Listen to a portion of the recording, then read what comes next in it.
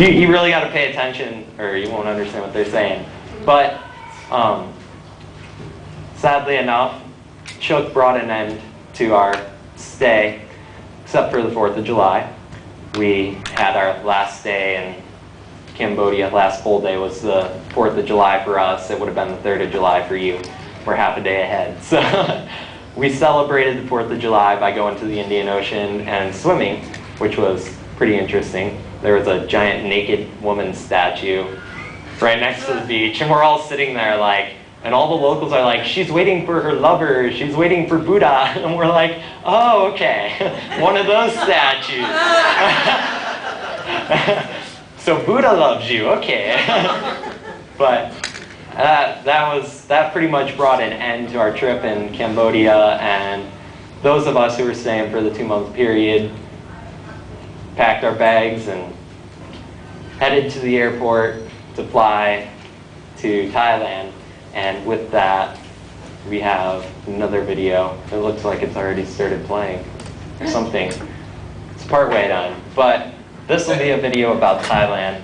I didn't make this one, but all right. Well, that's Thailand in a nutshell. Basically, what that overviews is what we did in Thailand. And a lot of what we did while we were in Thailand was English camps, because they all want to learn English. And it's a great way to get in there without the government getting mad at you. So you just tell them you're teaching English and you're on like student ambassador program, and they love you. And they're like, oh yeah, sure, right through. Can I practice English with you? And it worked great. So we had no problems getting into Thailand. And we were a little worried at first because we just finished the whole swine flu pandemic, and we were hoping they'd let us in still, and they did. So we were there, and a lot of what we did was teach English. But there's not much to talk about in English teaching other than they know absolutely nothing, and now some of them know something. So if you go to Thailand and you hear someone try and talk to you in English, make sure that you talk back with them, because they really enjoy practicing their English. And they just think it's great if you talk to them. But we had the opportunity to do door-to-door evangelism as well while we were in Thailand. So we went from door to door and just asked people if they needed help with anything. We're like, do you need help with anything? Do you want prayer for anything? Whatever we saw a need for, we just went and did it. We walked around the city for a few hours every day just doing that. And one of the really awesome opportunities we ended up having was we got to build a sidewalk in Thailand, which is pretty cool because I've never built a sidewalk in my life, but they lay brick sidewalks, and I got to learn how to do bricklaying, which was pretty intense and really interesting trying to learn without a translator. Because he knew hello, goodbye, and thank you. And that was all his English he knew. So he's like, no, we're like, you want help? He's like, like he didn't know what we were talking about. So we finally like showed him we wanted to help, and he figured it out. He's like, oh yeah, and he starts like trying to show us how to do it.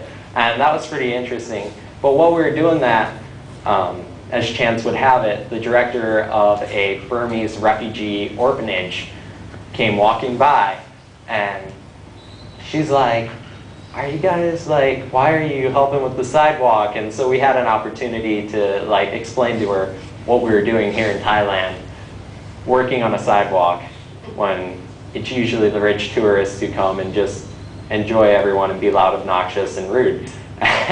So she was all confused. She's like, I don't understand at first, but she was from Germany and didn't speak very good English either, but thank God someone in my group took 6 years of German in school, so they were able to work things out, and she was able to explain everything. And that's one thing I've learned. It's always really interesting how God works out the details that you would not expect to work out. Because who knew we were going to end up needing someone who had 6 years of German on our team, and there she was when we needed her. But we talked to this lady, and we shared with her just about the gospel, and she's like, oh, that's cool. She didn't make a decision at first. She's like, we're building a bridge, though, and we really need help before the rainy season hits its peak. So that's what we did. We built a bridge. And that's what some of those pictures were in there of us walking around in the river, because we had to gather boulders and rocks of all shapes and sizes and throw them inside these like hole things they dug, and they had like a little fence thing around it. So we had to fill that up and build it up about 10 feet. So that way when the river rises at the peak of the rainy season, they would be able to go from the orphanage and get into the rest of the village, because they're on the other side of the river. And they've had this bridge built 8 times before, and it's been washed away during the rainy season every year. So we're like, okay, we're building them a bridge that's going to last. So we show up, not really knowing what to expect, other than we walked through rice fields for about a half an hour to get to their location, which was fun. But I felt bad for all the crabs I stepped on. They're all over in the rice fields. And so we're hiking through these rice fields, and thank God for the few breezes we got, because it's just the sun and you, and you're walking, no shade. And we got some breeze, and we just finally made it there, and show up, and this guy's like, we have this metal frame that we can stretch across it, and that's all we have. And so he's like, we have to build the rest with like rocks and make our own cement and everything. So we got to learn how to hand mix cement and do all kinds of crazy things. Turned out to be a little bit of a construction lesson for me, which was pretty fun, because I enjoy getting down and dirty like that. But we just spent a lot of time trudging through the river, picking up the boulders out of it, throwing them back in there, and finally at the end we laid the cement part and we got to decorate it.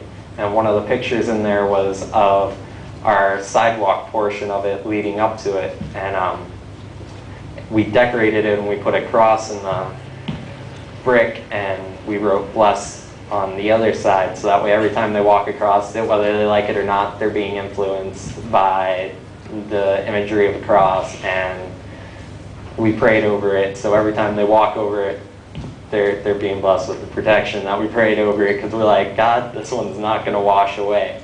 Because what happens is the river rises about 10 feet every year during the peak of the rainy season, and all the big trees on the sides of the bank will get caught in it and get washed down, and they run into the bridge and knock it down and break it. So we built them a bigger, stronger bridge, and hopefully it's big enough that it won't happen, but we prayed over it, so we know that's not going to happen. And so it turns out we ended up having an opportunity to pray for the actual guy who started the orphanage too, and he has a really unique story. He's Burmese, born over in Burma, but as of right now, today there's a genocide going on in Burma. And similar to what happened in Cambodia back in the 70s, is what's happening right now during the present day in Burma. And this guy will sneak into Burma and smuggle orphans on his shoulders back across the border into Thailand, and he just takes care of them where he's at. And this guy's whole family has left him because of it. He's doing such an awesome thing, and it's really sad because his wife left him, his kids left him, they all abandoned him and said, you're crazy. But he's still going at it, and that really just blessed our team a lot, and just seeing this guy's dedication to these kids and loving them, because a lot of them, their parents get killed by landmines or whatnot,